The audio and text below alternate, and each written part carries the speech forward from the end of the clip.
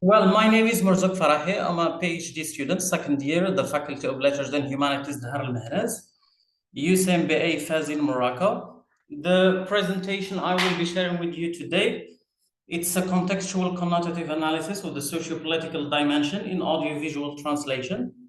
Well,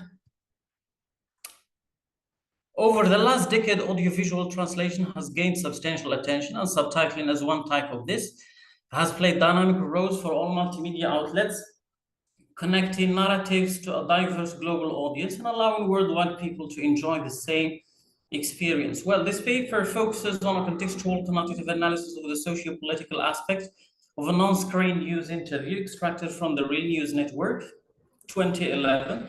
The aim of this paper is twofold.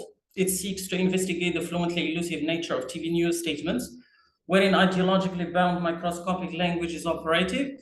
And secondly, it aims to unveil the various procedural hindrances encountered while conveying the socio-political facets, if you like, to the target audience in a televised news interview.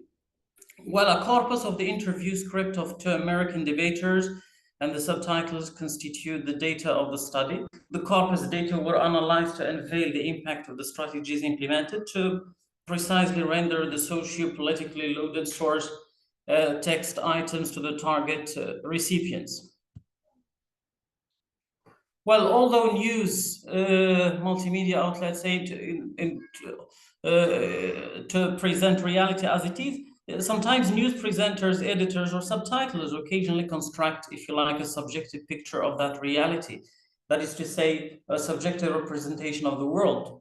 This is accompanied by selecting and organizing information in a way that makes sense to them and their audience, framing and guiding their thoughts. Unlike the language like used in scientific works, which is characterized by its technicality, or the language used in cartoons, which is incarnated by its comicality, TV news language is mostly socio-politically defined. TV news discourse is mostly ideologically seated. The statements given by Secretary of Defense Panetta in this video as a case study, they're an interesting case study to highlight this ideological or socio-political dimension of TV news discourse. The TV news presenters or interviewers selectively and eclectically use their microscopic words, suggesting that between lines is what the addressee is left with to fully understand the connotative meaning in its context. Well, without this ability of reading what is not explicitly stated, the intended meaning of the statements would be unanimously incomplete or misunderstood by the subtitler and thus by the addressee. The use of specific words in this video, which are politically loaded in, is one of the main characteristics of subtitling or audiovisual translation. For instance, at the beginning of the video, under study, the presenter says, unquote, I quote here, "We hear even more saber rattling." This word here, saber rattling, is fully significant and politically loaded. Why not simply use the word threat? So the use of specific terms intends to, if you like, to intimidate, like the use of the word saber rattling instead of threat, rather than simply threaten. The question that might be brought up here would be like, why use certain terms instead of others? So the addressee here needs to get that intended meaning, and the subtitler should convey or render that meaning. The elusive statements which highlight the socio-political subtlety of the news language are used to, if you like, saber rattle, run not to build like nuclear weapon, because this is the idea of the video. So subtitling this video into another language, in this case standard Arabic or classical Arabic, and maybe to other languages, French, etc., and retaining the same politically loaded meaning of the terms depend on the translation strategies and approach chosen by the subtitler. Another clear, remarkable example to shed light on the socio-political dimension is this sentence. I quote from the video, exactly and more to the point, not strong enough in support of Israel. Two interpretations might be deduced from this statement.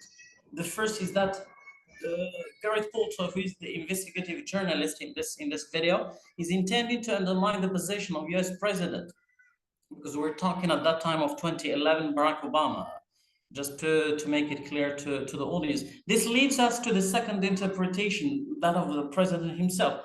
As it is put by the presenter, he looks so soft on Iran. The use of the word soft shows that he's not going on a war.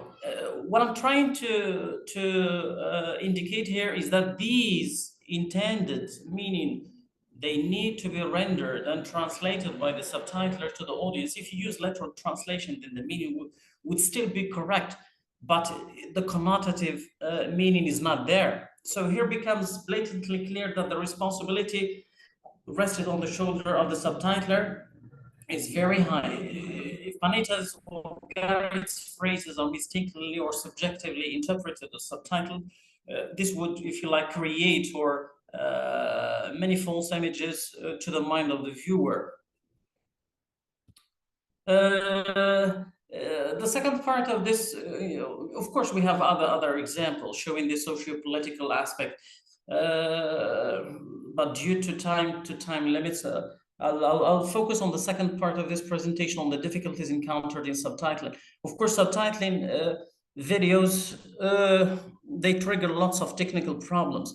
One of the most frequent difficulties encountered in subtitling TV news is timing and synchronization.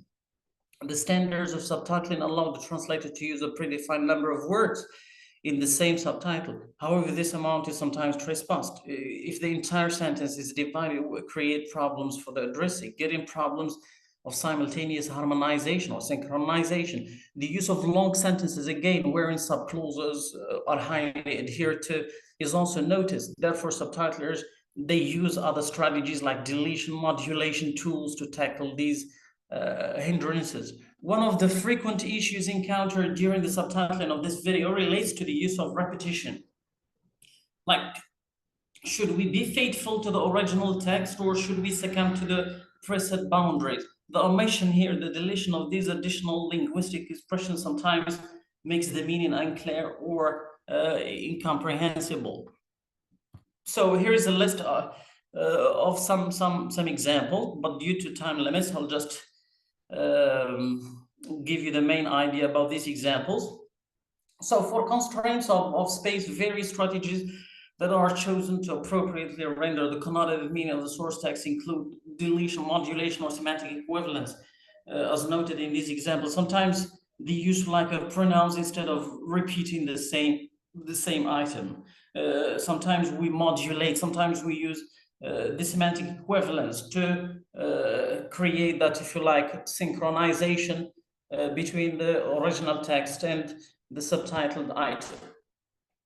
One of the most striking difficulties is the translation of acronyms or abbreviations. This is another real problem. Should we translate them using the initials of the source text, or should we look for appropriate correspondences in the target language? This is mostly solved when the target language has presets parallels. So in this video under study, we have two cases, the NPT, and then we have also the IAEA.